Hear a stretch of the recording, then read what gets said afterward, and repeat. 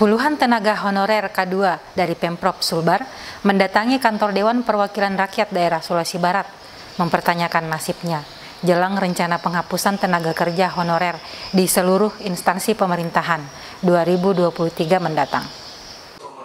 Jelang pengangkatan pegawai pemerintah dengan perjanjian kerja atau P3K di tahun 2023 mendatang, sejumlah tenaga honorer K2 merasa risau. Puluhan tenaga honorer K2 mendatangi kantor DPRD Sulawesi Barat Selasa 22 Maret 2022. Puluhan tenaga honorer K2 tersebut tergabung dari beberapa instansi di Pemprov Sulbar mendatangi kantor DPRD Sulawesi Barat untuk mempertanyakan nasibnya jelang rencana penghapusan tenaga kerja honorer di instansi pemerintahan 2023 mendatang.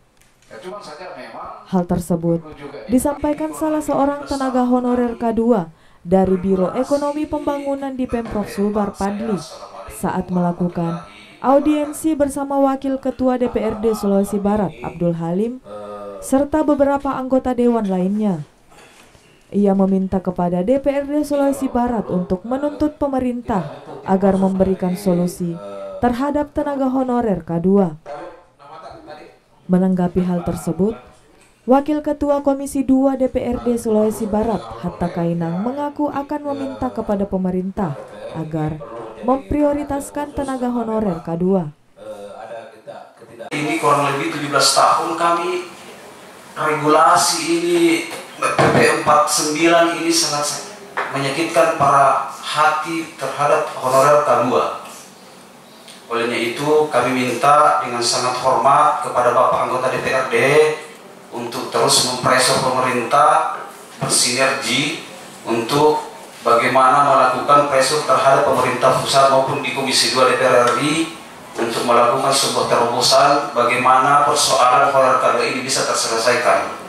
Paling tidak kalau tidak bisa diangkat menjadi CPNS ya P3K, itu harapan kami. Prioritas, jadi skala prioritasnya kita pressure pusat dulu. Kalau kemudian pusat ini tidak goyang, kita tawarkan prioritas kedua itu formasi P3K untuk Pemprov itu yang mengisi adalah formasi K2. Nah boleh barangkali kemudian kita membuka lagi formasi lain karena tentu kalau kemudian itu diloskan peluang teman-teman K2 untuk mengisi formasi P3K ini pasti akan sempit dan semakin berat. Itu barangkali kalau tawaran saya. Jadi memang tentu skala prioritasnya kita ke pusat dulu karena biar bagaimanapun regulasi yang membuat teman-teman K2 kemudian tidak bisa lolos untuk terangkat jadi CPNS dan masuk ke P3K karena adanya regulasi pusat. Itu dulu yang kita dobrak. Kalau kemudian itu Pak Wakil itu tidak mempan misalnya, ya tentu kita menggunakan skala prioritas kedua berikut. Sasaran antara bagaimana kemudian formasi P3K nanti yang dibuat ini untuk Pemprov ini itu mengakomodasi teman-teman K2. Nggak usah kita kemudian membuka lagi formasi lain karena tentu kalau kemudian stok K2 yang tertinggal 500-an ya mungkin teman-teman K2 harus bersabar, mungkin bertahap, tidak mungkin kita kemudian langsung kemudian satu kali pengangkatan P3K kemudian masuk. Jadi mungkin ada pentahapan sehingga kemudian teman-teman K2 ini tidak ada yang tinggal, tidak ada yang tercecer sehingga kemudian kerugian ini tidak terjadi.